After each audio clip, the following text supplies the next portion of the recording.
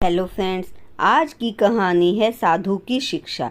लेकिन उससे पहले यदि आप मेरे चैनल पर पहली बार आए हैं तो मेरे चैनल को सब्सक्राइब जरूर कीजिएगा। कहानी पसंद आए तो उसे ज़्यादा से ज़्यादा लाइक एंड शेयर कीजिएगा। एक विधवा थी, उसका घर निमाड़ के एक गांव में था। विधवा का एक लड़का था जिसका नाम श्यामू था। एक दिन विधवा बाजार गई हुई थी, तभी उसके घर एक साधु आया। श्यामू ने साधु की बड़ी आवभगत की, उनके चरण धोकर उन्हें भोजन करवाया। उसकी आवभगत से साधु बहुत प्रसन्न हुआ। उसने श्यामू को कुछ मांगने को कहा। श्यामू ने साधु से कहा, मुझे शिक्षा दीजिए। साधु ने श्यामू को शिक्षा दी, बिन पैसे बाजार मत जाना तथा बिन साथी बाहर मत जाना। यह शिक्षा श्यामू को इतनी पसंद आई कि उसने घर में रखे 100 रुपये साधु को लाकर दे दिए। उसकी विधवा माँ जब लौट कर आई तो श्यामू ने उसे बताया कि उसने 100 रुपये में शिक्षा खरीदी है। माँ ने जब सारी बात सुनी तो उसे साधु पर बड़ा ही क्रोध आया कि वह बेमतलब की बात बताकर उसके बेटे से 100 रुपये ठग कर ले गया। वह उस साधु को बुरा भला कहने लगी। श्यामू को माँ का यह व्यवहार पसंद नहीं आया और वह घर छोड़कर कुछ पैसे लेकर चल दिया। घर से बाहर निकलकर उसे साधु की शिक्षा याद आई कि बिना साथी बाहर मत निकलना। उसको सामने एक केकड़ा नजर आया। उसने उसे ही उठाकर अपनी जेब में रख लिया। जब वह चलते चलते थक गया तो एक पेड़ के नीचे बैठ गया। केकड़े को उसने एक तरफ रख दिया। उस पेड़ पर एक कौवा रहता था और पेड़ के नीचे बिल में एक सांप रहता था। इन दोनों में दोस्ती थी। जब कोई भी पेड़ के नीचे आकर रुकता, कौवा बोलने लगता है और उसकी आवाज़ सुनकर सांप अपने बिल में से निकलकर बाहर रुके आदमी को डस लेता।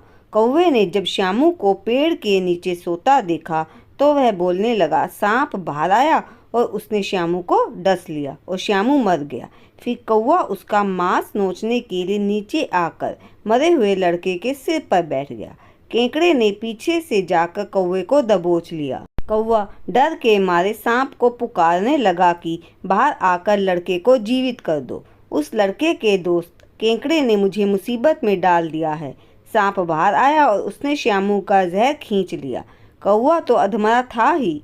जब सांप बिल में जाने लगा तो केकड़े ने उसे भी काट दिया। लड़का जीवित हो गया तथा सांप और कौवा दोनों मर गए। चलने से पूर्व श्यामू ने कौवे का एक पंख और सिर तथा सांप का सिर और पूंछ काटकर अपने पास रख ली। फिर उसने आगे जाकर एक खेत पर नौकरी कर ली, जहाँ पर उसे बड़ी मेहनत करनी पड़ती थी। राज्य में उस सांप की चर्चा सब और फैली हुई थी, क्योंकि वह लोगों को डस चुका था। इसलिए राजा ने ढिंडोरा पिटवा दिया कि जो कोई उस आदमखोर सांप का सिर तथा पूंछ ला कर देगा, राजा अपनी बेटी की शादी उससे कर देगा। एक आदमी ने राजा का ढिंडोरा सुना। उसने पेड़ के नीचे पड़े सांप का शव देखा। मरे हुए सांप को उसने और मारा और उसे उठाकर राजा के पास ले गया। राजा ने पूछा कि सांप का सिर तथा पूंछ कहाँ है, तो वह बोला, सांप को मारने में सिर तथा उसकी पूंछ बुरी तरह कुचल गए। तभी श्यामू राजा के पास पहुंचा। उसने सांप का सिर तथा पूंछ उसे देकर कहा, सांप को मारने वाला असली आदमी तो मैं हूँ। इसके बाद उसने सारी घटना सुनाई। राजा ने सांप के शरीर से उसके सिर तथा पूंछ का मिलान किया। उसे विश्वास हो गया कि वास्तव में सांप को इसी ने मारा है। उसने राजकुमारी की शादी श्यामू से कर दी। शादी के बाद भी श्यामू नियमानुसार समय से काम पर पहुंच जाता था तथा जी तोड़ मेहनत करता। राजा श्यामू की मेहनत तथा ईमानदारी से बड़ा प्रसन्न था। उसने उसे रहने का महल दिया तथा अपना सलाहकार बना दिया। श्यामू ने गांव से अपनी माँ को भी बुलवा लिया।